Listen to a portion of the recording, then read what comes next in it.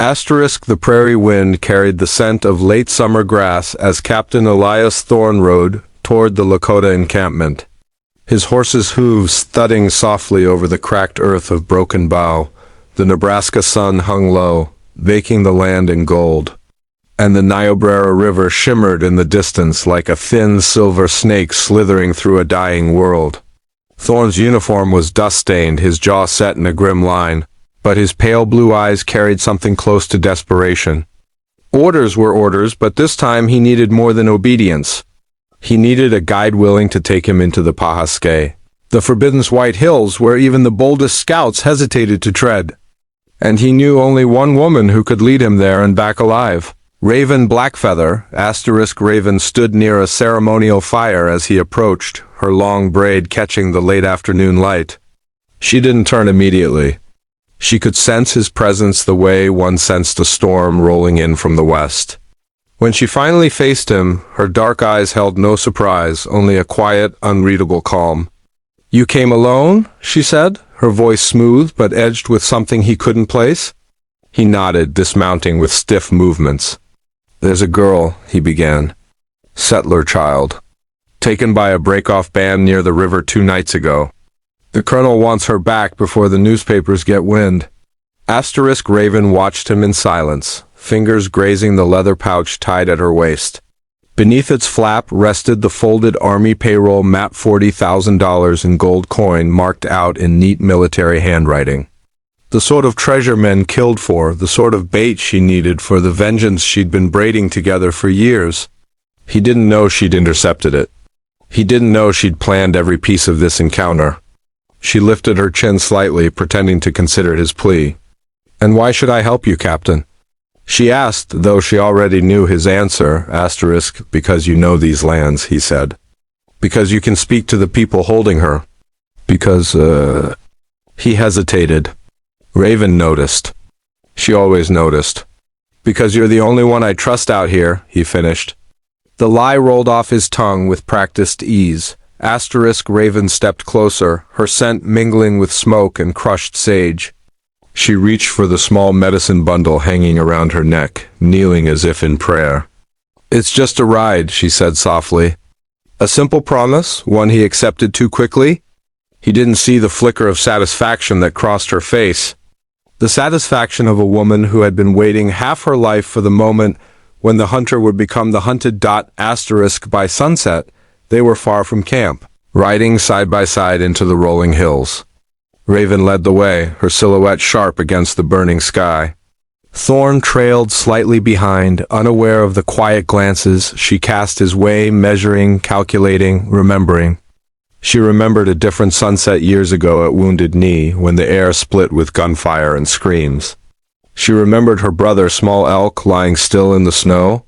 A single bullet in his chest fired by a cavalryman with pale blue eyes and a steady hand. Elias Thorne had spoken then about maintaining order, but all Raven had seen was blood melting into white earth. She had sworn that day she would make him kneel as her brother had been forced to kneel, and she had waited with the patience of a winter wolf. Thorne's horse snorted as they crested a ridge. Below them the plains stretched endless, dust curling like smoke where distant riders moved in slow patterns. He pointed toward the shadowed valley. "They'll be hiding down there," he said. "The break-off band always uses those caves for cover." Raven's lips twitched. "You know much for a man who claims he needs a guide." He shrugged. "I've been here before." She smiled at that. Oh yes, he had. As night deepened, they made camp beside a cluster of wind-carved stones. Thorne tethered the horses and knelt to strike flint, sparks flaring briefly in the dark. Raven watched him silently, her hand brushing the scalping knife braided into her hair. She could kill him now, swiftly, without ceremony. But she wanted him to understand. Revenge meant little without recognition. She wanted him to see her brother's face in his final moment. She wanted the truth to settle over him like winter frost. Thorne sat by the fire, rubbing his hands.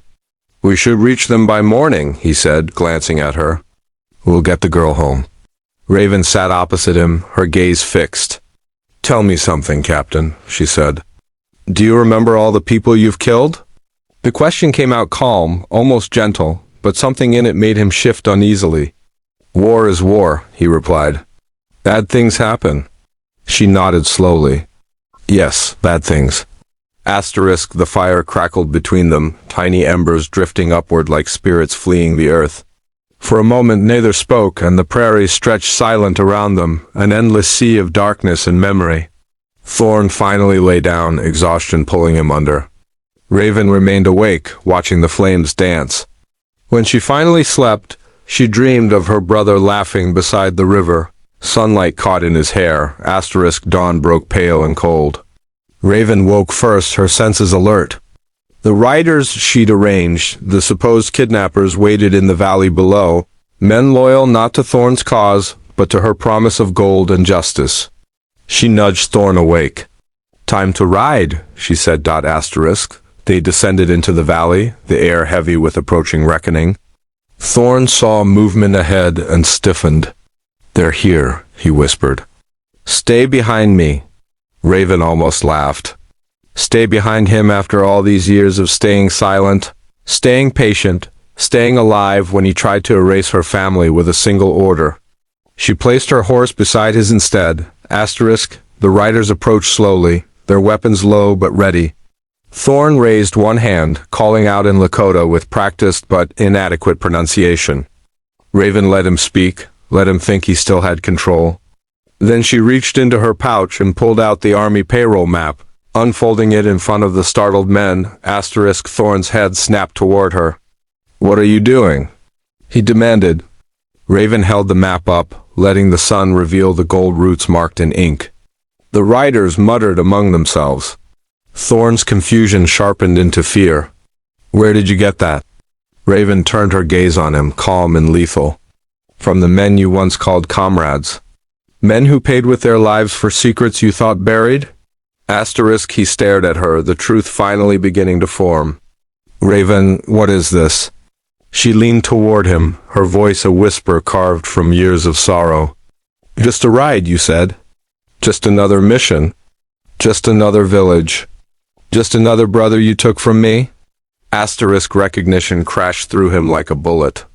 Small elk? He breathed. Asterisk, Raven drew her knife with slow, deliberate grace. The riders tightened their circle around them.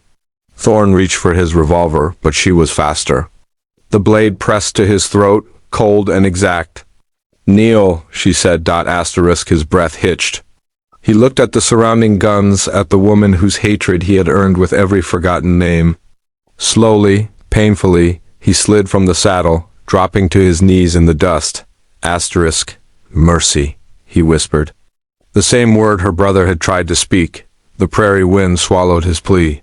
Raven raised her knife, and under the blood-red morning sky of the Nebraska frontier, all debts were finally paid.